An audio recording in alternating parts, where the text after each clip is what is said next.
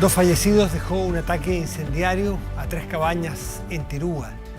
Los delincuentes llegaron en una camioneta, dispararon y prendieron fuego al inmueble. Eso se produjo esta madrugada, entre 8 y 10 desconocidos.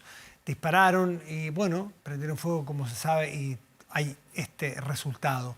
Producto del hecho, fallecieron una menor de edad de 16 años y otra víctima que aún no ha logrado ser identificada. La Brigada de Homicidios de la PDI se encuentra indagando aún el hecho y hasta ahora una de las aristas investigadas tiene relación con el narcotráfico. Cuando el día termina, comienza medianoche.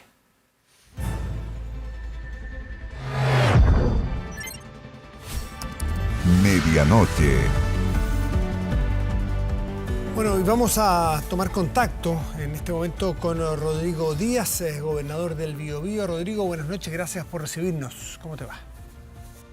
Buenas noches, Matías. Un saludo a todas las personas que están viendo esta hora. Igualmente, pues muchas gracias. Bueno, no sé si a estas alturas, porque esto fue la madrugada, si tienen hechos o datos que vayan completando la investigación para poder tratar de comprender lo incomprensible, que es quemar cabañas donde hay personas y el resultado que ya conocemos, que perdieron la vida dos seres humanos, Rodrigo.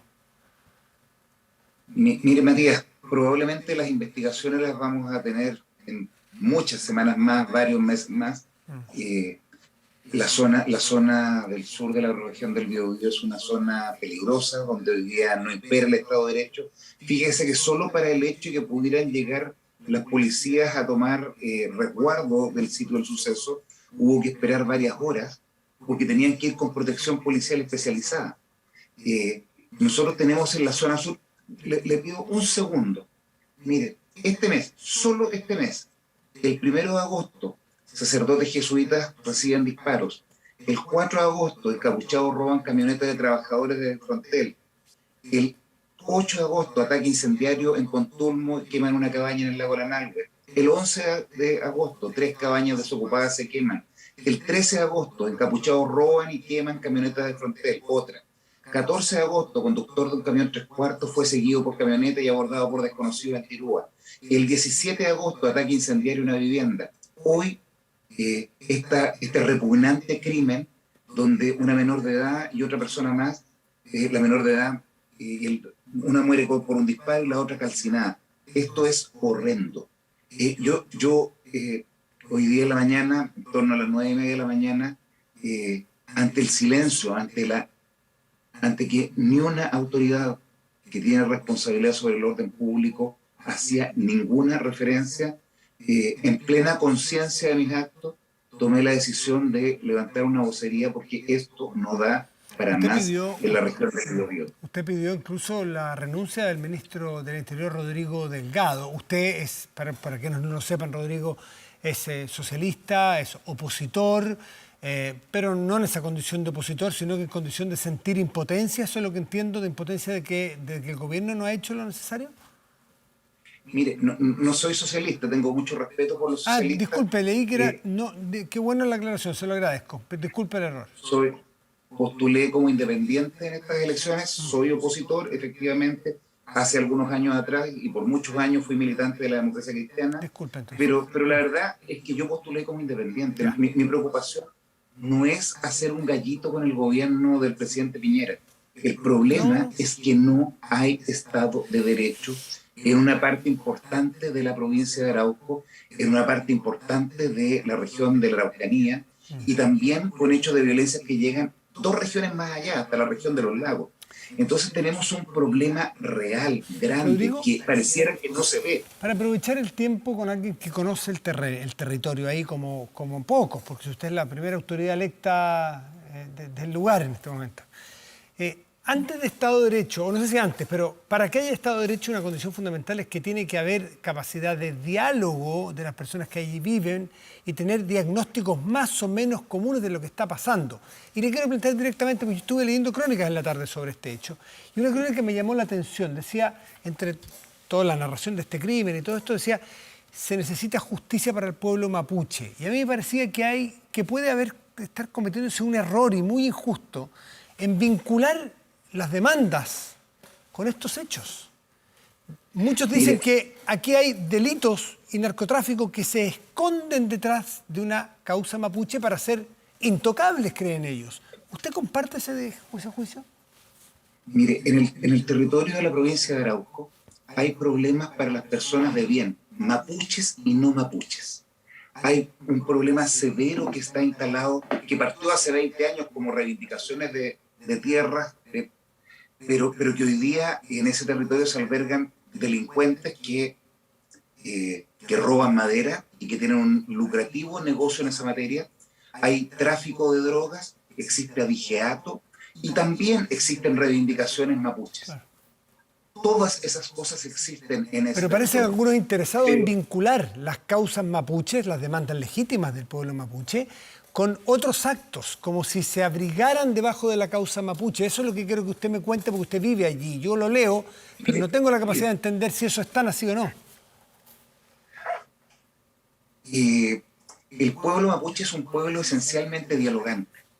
A mí me tocó trabajar años atrás de intendente y suscribí convenios con más de 250 comunidades, convenios para superar situaciones de pobreza muy relevantes.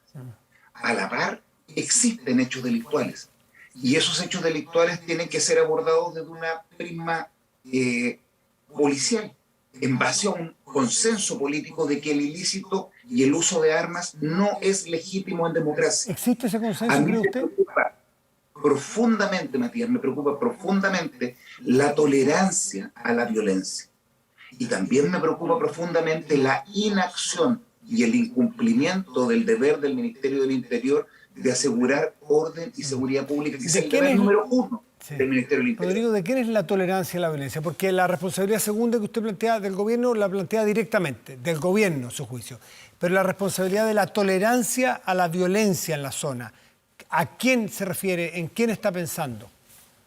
Mire, hoy en la mañana, cuando hice mi reclamo, lo planteé, pedí y emplacé a los parlamentarios de la zona, a los alcaldes de la zona, a las universidades, a los gremios de la región, a todas las personas que tienen algún grado de responsabilidad para decir que las armas nunca son un buen camino, que la democracia se construye en base a acuerdos y en base a diálogo. Mi preocupación es mucho más profunda que la suerte del gobierno actual. Me preocupa que hemos ido retrocediendo día tras día. Le acabo de leer los hechos. Solo de agosto. Entonces, yo creo que esto merece un párele. Yo recuerdo un texto de una columna que escribía muchos años atrás en dictadura Enrique Krauss, que decía: con toda la voz que puedo, con toda la voz que tengo, ante el silencio que yo observo por mucho tiempo de distintos actores que no se quejan respecto de las funas, que creen que por avalar la causa mapuche, que yo la avalo, por cierto, pero es legítimo no decir nada, con un silencio cómplice respecto de las acciones violentas. Bueno, yo no estoy de acuerdo con eso. Me ha tocado atender a las personas que hace unos días atrás les disparaban y los encerraron en un contenedor en la comuna de Tirúa. Hoy recibí a los operadores turísticos, no operadores grandes, pequeñas personas que tienen sus cabañas, me decían, de la provincia de Arauco, que el 40% de los operadores turísticos han cerrado a causa de la violencia. Entonces, por Dios, esto no da para más. Y yo lo que pido es un esfuerzo por tomarnos esto en serio. Todos los actores, el gobierno que está terminando, emplazo a las personas que son candidatos a presidente de la República a que nos hagamos cargo de parlamentar y tener un consenso político para separar la violencia de la justa reivindicación de la causa mapuche. Debemos separarla y tener un consenso, porque los delitos no son tolerables en una comuna de Santiago, ni tampoco en el territorio de la región del Biobío, ni en la Araucanía, ni en los ríos, ni en los lagos. Rodrigo, usted ve que en esa zona, usted no está en la Araucanía, está en el Biobío, pero son vecinos, y vamos a hablar de la macro zona sur, ¿no es cierto? Entre Conturmo y Capitán Pastén hay 20 minutos, 30 minutos, están al lado. Claro. Vamos a hablar de esa macrozona en general. ¿Usted siente que cuando algunos dicen que es una zona tomada por el narcotráfico, exageran? Hay una zona sin control del Estado de Chile. Hace unos días atrás veíamos que el Poder Judicial estaba pidiendo protección especial para los jueces del Tribunal de Cañete y funcionarios. Hemos visto atentados contra la casa de un ex fiscal. Entonces, mire, estamos en una situación sin control. Y por eso es que el gobierno debe, a través del Ministerio del Interior, hacer las cosas bien. Y yo no veo que se estén haciendo bien. Veo que no hay mandato, no hay responsabilidad. Mire, Jorge Burgos, que fue muy criticado en su tiempo, se instalaba e iba a pasar trabajo, horas de trabajo, pasó incluso una Navidad con las personas en los cuarteles policiales. Los policías no están siendo respaldados por el Ministerio del Interior. Se lo digo con conocimiento de causa. Entonces, ¿qué? ¿A dónde vamos a llegar? ¿Con querellitas? ¿Con acciones que en realidad... ¿Sabe lo que me decían hoy día las personas que recibí en la tarde? Que no era una reunión programada, porque venía de... O sea, a causa de este suceso. Lo que me decían es que la conversación cotidiana de ellos es, bueno, ¿y cuándo nos va a tocar a nosotros? ¿Cuándo me van a quemar mi cabaña? Por último, para ir terminando, porque lo que usted está planteando no hace falta querellitas, dice usted, sino que hace falta ponerse serios como país, como sociedad. Eso requiere algo... Parlamentar. Eso requiere algo que usted, como primera autoridad elegida democráticamente, ahí la conoce, ¿no? Que se llama la política, hacer política. Y para eso hay que tener otra cosa que se llama la voluntad política. Usted, haciéndose cargo también de su propio sector, ¿ve que hay voluntad política para poner este problema que usted nos ha narrado en esta entrevista antes que las diferencias que pueda tener ideológicamente legítimas entre un sector y otro? ¿Hay voluntad política para parlamentar y sacar adelante este problema tan grave? Mire, mi tarea como gobernador es defender los legítimos intereses de los habitantes de la región del Biobío. Y yo tengo no solo la voluntad política, sino también tengo los cojones para levantar mi voz y, en segundo lugar, tengo la humildad de convocar a todas las personas que tienen algún grado de responsabilidad. Ya, pero usted la tiene, porque está hablando aquí, Rodrigo. Le pregunto si usted ve en Chile una actitud o una voluntad política para enfrentar el tema con el valor que hay que tomarlo, porque es gravísimo. ¿Lo ve o no? Me gustaría que fuera más, por eso hice el emplazamiento de día. Y estoy jugándome todas las cartas, no porque tenga un pequeño interés político, porque la verdad que ya gané las elecciones y las gané bastante bien hace poco más de un mes. Mi interés es resolver esto y que no se siga degradando la democracia. La democracia costó mucho conseguirla y hay que cuidarla, hay que defenderla y hay que defenderla en base a testimonio y en base a responsabilidad. Y yo por lo menos voy a hacer todo lo que esté en mi alcance por convocar a los actores que hoy día no están teniendo diálogo para lograr que se avance en beneficios para las comunidades mapuches y también con toda claridad para condenar a todos los delincuentes que están actuando en la zona, sea con tráfico de drogas, sea con abigeato, con robo de madera o con cualquier otro tipo de acción ilícita. Rodrigo Díaz, gobernador del Biobío, muchísimas gracias por esta conversación, como siempre. Gracias y buenas noches. A usted, Matías, muchas gracias. Chao, que esté muy bien. Pausa y volvemos, espérenos.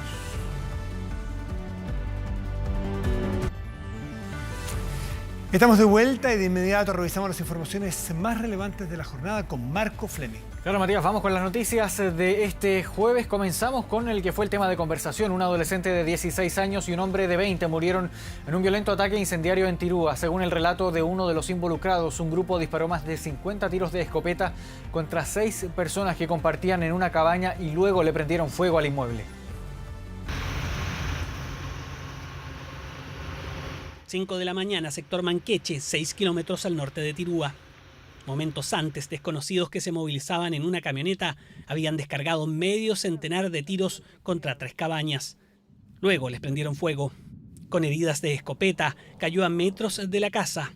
La joven Rocío, de 16 años, le había pedido permiso a su familia para ir con amigas a Tirúa. La mamá está destrozada, pues están ahí en la tenencia de Tirúa, que están destrozados. Por la violencia, amigo, por la violencia, por el lugar en donde andaban. Es un lugar muy complejo para acá. Algún ajuste de cuenta que también algún problema los dueños, yo creo, del terreno. En su colegio en Temuco no entendían qué pasó.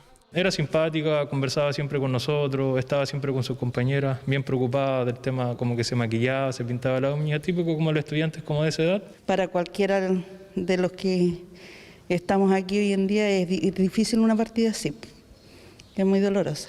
Dentro de la cabaña estaba el cuerpo de un hombre. Patricia y su madre temían lo peor. Cuando ya empezaron a disparar y a encender las cabañas, el resto arrancaron para el bosque. Y no lo sé si será mi hijo, ojalá no, que Dios quiera no sea. Pero era. Minutos después, Carabineros le confirmó la presencia de tatuajes en el cuerpo calcinado. Era Eduardo Candia Opaso, de 20 años. Su madre debió ser llevada en ambulancia al consultorio de Tirúa. Ya no podemos vivir, porque apenas se oscurece empiezan los tiros. Como que ahora ya no se puede ni salir.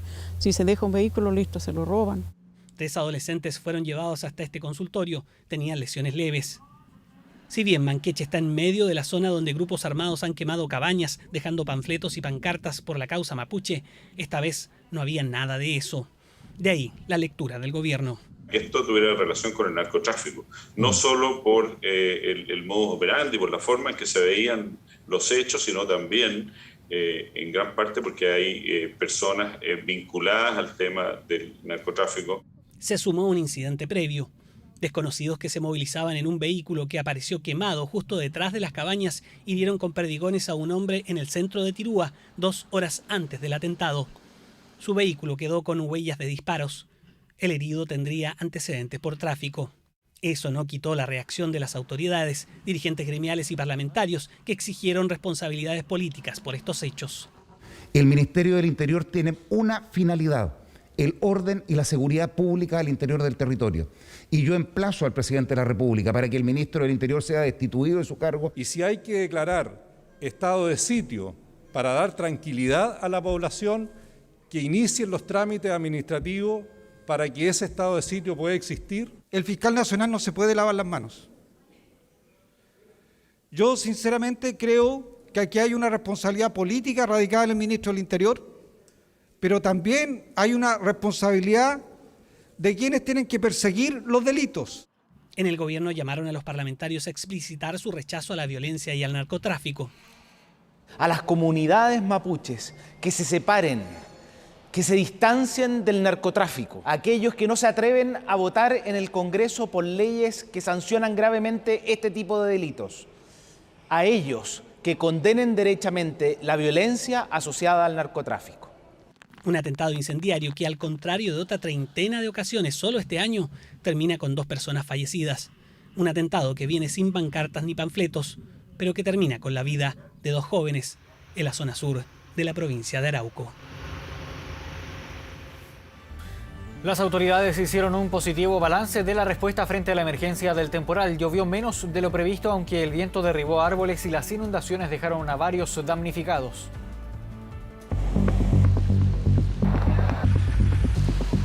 Había expectación y todo un despliegue en las regiones por donde pasaría el temporal. La lluvia iba a caer con fuerza y había que estar preparados. Los ojos estaban puestos en la precordillera. En la región de O'Higgins se temía que la crecida de ríos generara desbordes, pero más sufrieron en la zona urbana. Calles completamente inundadas y bajas temperaturas. Este grupo se organizó para llevar comida y abrigo a personas en situación de calle. Con mucha pena hoy día porque vi mucha gente que realmente estaban tiritando en la calle en delante. Muchos han pedido como nunca más de un cafecito. En San José de Maipo, la calma esta mañana contrastó con las horas de incertidumbre que se vivieron anoche. Igual están todos con miedo porque igual estas lluvias son peligrosas. A ver, lo primero fue juntar leña en la casa y víveres porque no sabemos si se van a activar las quebradas. La situación ha estado compleja en algunos puntos, pero no hemos tenido episodios críticos. Se temía la posible crecida de quebradas, las mismas que se activaron en enero. Hubo rodados en la ruta. El viento hizo que este árbol cayera sobre el techo de una casa. No, pues estuvo un estruendo nomás, todo el golpe que cuando cayó el árbol, cayeron los 2 primeros y después cayó este nogal ahí tapando la pasada. ¿Estaban adentro ustedes? Sí, estábamos adentro y después con familiares ya corrimos el árbol, pudimos sacar la camioneta y ir a dormir a otro lado.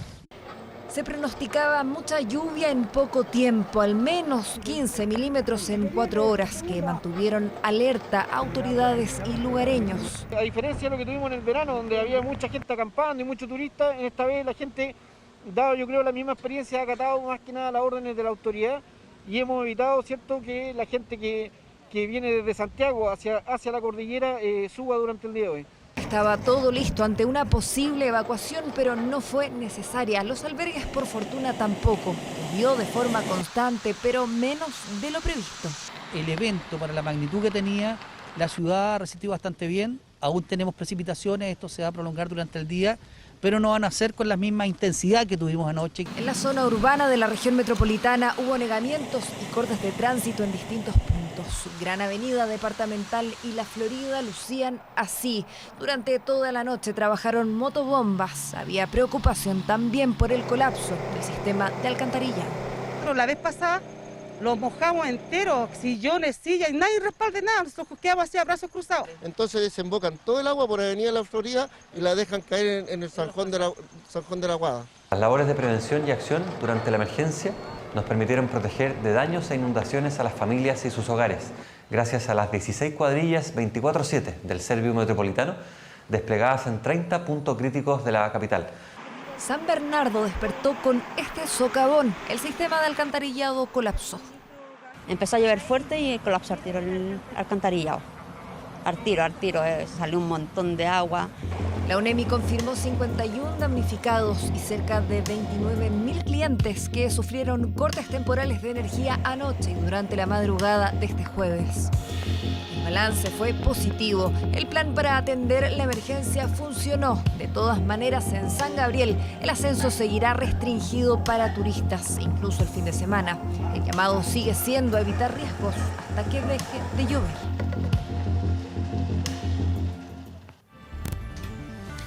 Diversas críticas recibió la constituyente Elsa Labraña por usar sus redes sociales para juzgar la votación de sus pares que ratificaron el quórum de 2/3 para aprobar las normas constitucionales. Labraña apuntó a Fernando Atria, que tras eso recibió duros cuestionamientos. Todo lo que aquellos salimos a reclamar el 18 de octubre está corriendo peligro. El personaje aquí como Atria, él es el padre del acuerdo de paz. Va a hacer todo lo posible para mantener todo lo que ahí se escribió. Fue la explicación de la constituyente de la Lista del Pueblo, Elsa Labraña, tras publicar en sus redes sociales la noche de este miércoles estas gráficas con las que criticó e interpeló a sus pares, específicamente a Fernando Atria, cuyo voto junto al de otros permitió ratificar el quórum de 2/3 que se necesitará para aprobar las normas que le darán vida a la nueva Constitución. Votación que se dio en la subcomisión de reglamento y que generó revuelo en redes sociales y en la propia convención, donde muchos criticaron las formas utilizadas por Labraña. Esta política del espectáculo le hace mal a la democracia. Yo creo que es importante que seamos capaces de poner razones sobre la mesa, no a partir del espectáculo, de la amenaza, de la denuncia. Incómoda situación que generó un tenso ambiente en la convención. El aludido Fernando Atria, representante del Frente Amplio, explicó que este órgano no tiene facultades para cambiar los 2/3, 104 de los 155 constituyentes establecidos en el acuerdo de noviembre, criticando el emplazamiento de una de sus pares.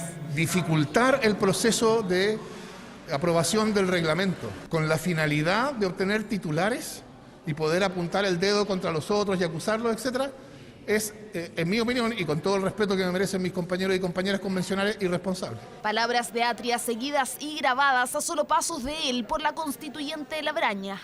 Elsa, ¿por qué estaba grabando? Estoy informando a mi hijito lo que Hola. el caballero aprobó. No podemos permitir que personas como Atria esté aquí intencionando lo que la convención está deliberando, y la mayoría de los que estamos aquí sentimos y pensamos distinto, queremos transformaciones profundas. Polémica por la forma y el fondo, porque este fue el primer debate y la primera votación que apuntó al quórum de los 2/3. Sus detractores lo cuestionaron por su origen y exigen que sea de 4/7 de los constituyentes. Por eso buscarán reponer la iniciativa. ¿Es posible? Sí, porque el tema nuevamente será tratado y votado en la Comisión de Reglamento y en el Pleno de la Convención. Vamos a llegar hasta la última instancia para pelear el tema de los 2/3. Quienes dicen que estamos avalando una norma que proviene de la dictadura o de Pinochet no están entendiendo nada y están desvirtuando el debate. Debate que continuó cuando un grupo de constituyentes del PC, pueblos originarios, la Lista del Pueblo e independientes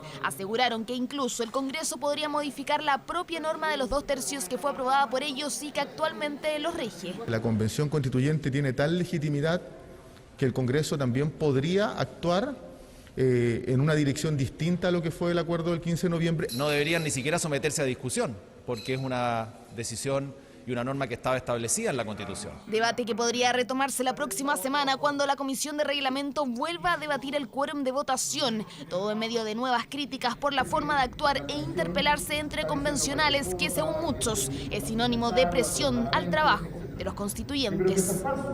Pero creo que hay una responsabilidad y seriedad.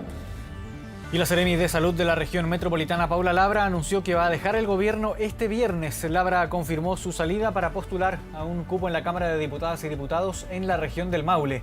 La ahora renunciada Seremi se convirtió en la segunda funcionaria de gobierno que anuncia su alejamiento esta semana. Esto luego que la subsecretaria Catherine Martorell se sumara también al comando presidencial de Sebastián Sichel.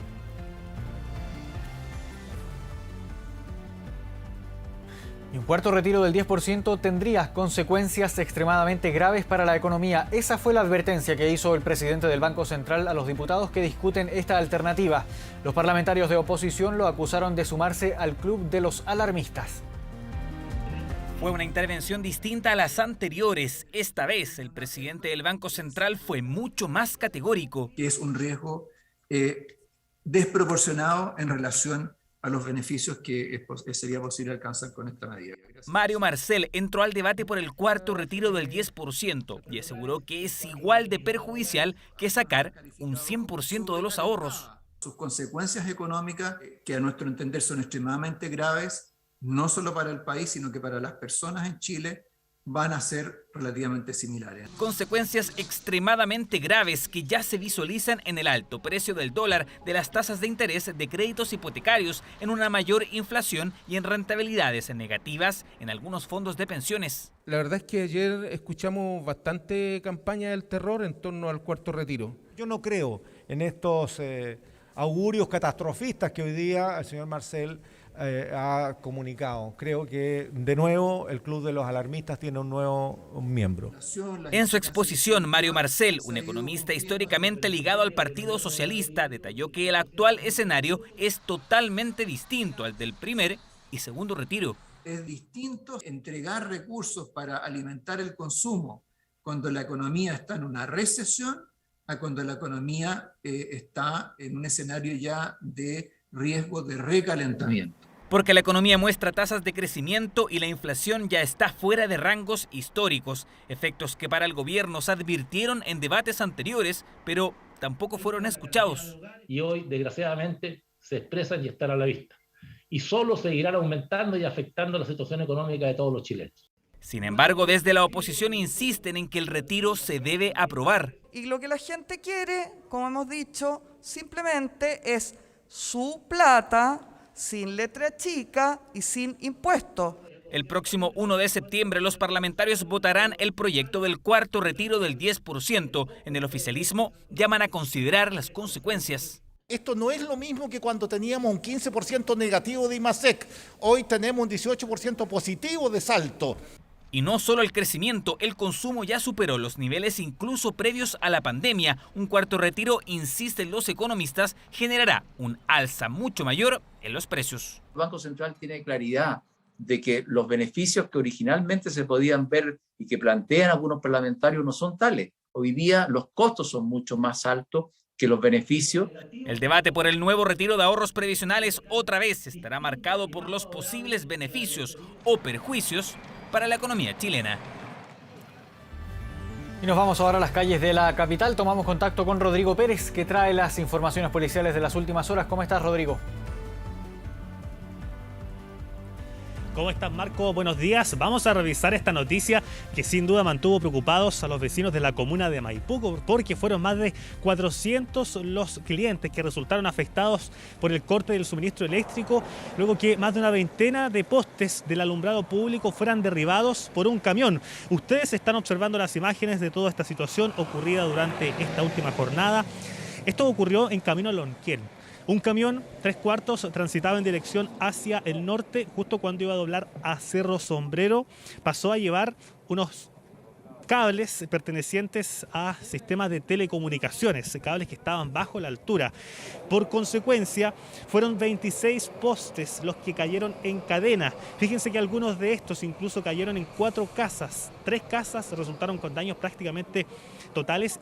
Por fortuna, no hubo personas lesionadas por toda esta situación que se extendió por varios metros. El corte de luz fue aproximadamente de camino Melipilla hasta camino Lonquén. Fueron 465 los clientes en total afectados por este corte. Incluso hay algunos vecinos de la comuna que no mantienen luz durante estos momentos y se espera que ya durante las próximas horas pueda existir una reposición del servicio. Es lo que nos indicaban desde la empresa Enel. Una situación muy compleja porque movilizó a carabineros, equipos de emergencia para así retirar en parte los postes afectados, algunos que cayeron sobre estas viviendas, algunos postes quedaron tendidos justo al costado de camino a Lonquén y se espera que ya durante la jornada de mañana o en los próximos días exista una reposición de cada poste producto de esta situación que sin duda fue muy compleja y que mantiene afectados a algunos de los vecinos.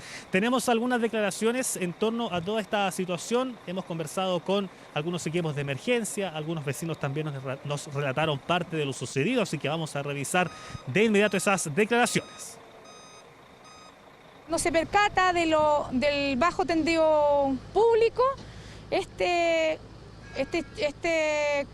choca, ¿cierto?, con el alumbrado público y hace un descenso en cadena de 26 postes del alumbrado público. Generaron daños sobre viviendas, sobre 4 viviendas que tendrían daño estructural de diversa magnitud. ¿Ya? También en base a la caída de este tendido se habría generado la interrupción del acceso de una planta de aguas de MAPA, la cual en este momento está trabajando con equipo electrógeno. En la casa de mi vecina el poste está arriba de la casa de ella y es el que está crujiendo y está sonando a cada rato como que en cualquier momento se cae.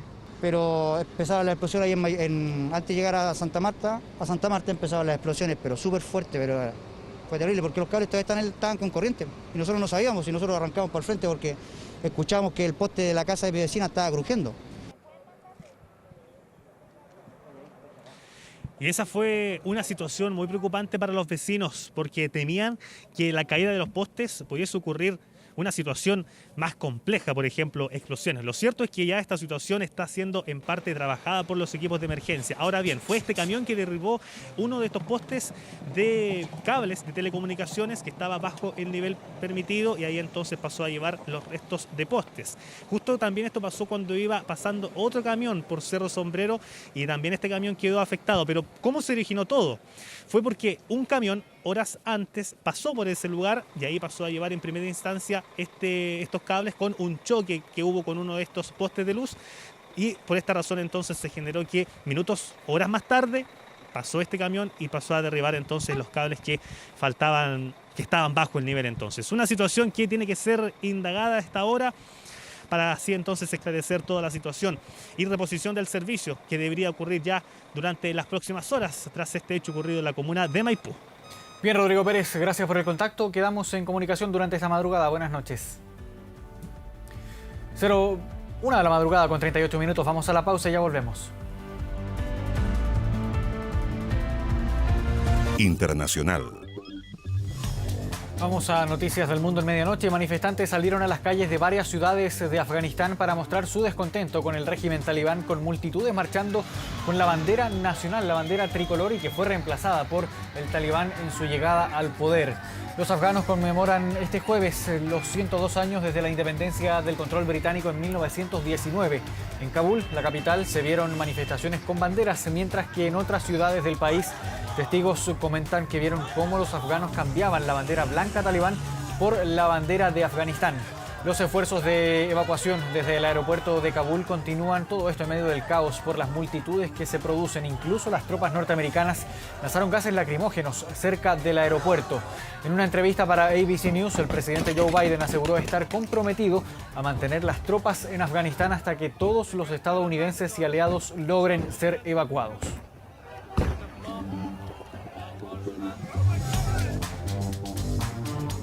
La prensa argentina publicó 2 videos de la polémica fiesta de cumpleaños de la primera dama argentina realizada en pleno confinamiento el año pasado.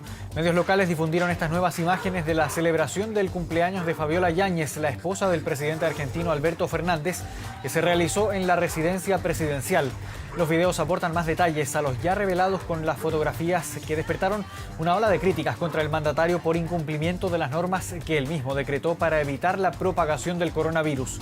Fernández ofreció disculpas por este incidente, pero la oposición exige que se realice una investigación y una eventual sanción.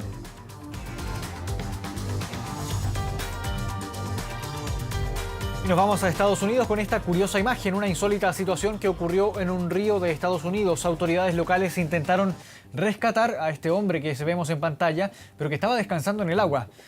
Esto ocurrió en Tulsa, Oklahoma, después de que la policía local y bomberos, además de servicios de ambulancias, desplegaran este operativo de rescate frente a un río ante un reporte por un supuesto cadáver en este lugar. Cuando el equipo llegó, se acercó a este cuerpo a través de un bote y descubrieron que se trataba de un hombre vivo y que simplemente estaba acostado sobre un banco de arena descansando. El momento se volvió viral en las redes sociales.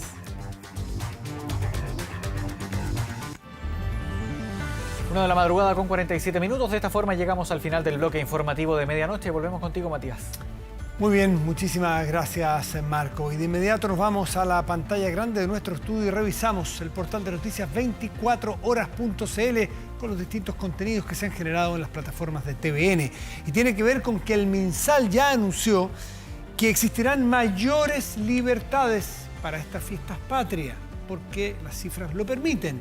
Tampoco volvernos locos, pero vamos a tener un 18 más normal, más de lo que queremos que lo que nos tocó el año pasado, que nos tuvimos que fondear. Así es que más detalles en 24horas.cl. Revisamos el tiempo para hoy en Santiago, 20 de agosto de 2021. Tendremos en Santiago cielo nublado y una máxima probable de 16 grados. Y en Iquique, 18 grados, pero claro, asoma el sol en Iquique. Rico, ¿no? Estar allí en ese clima un poco más templado. 18 grados de máxima probable. Y con estos datos y con estas informaciones nos despedimos. Agradecemos su atención y los dejamos invitados a que sigan atentos a las pantallas de TVN o nuestro canal de noticias 24 horas. Muy buenas noches y gracias por venir.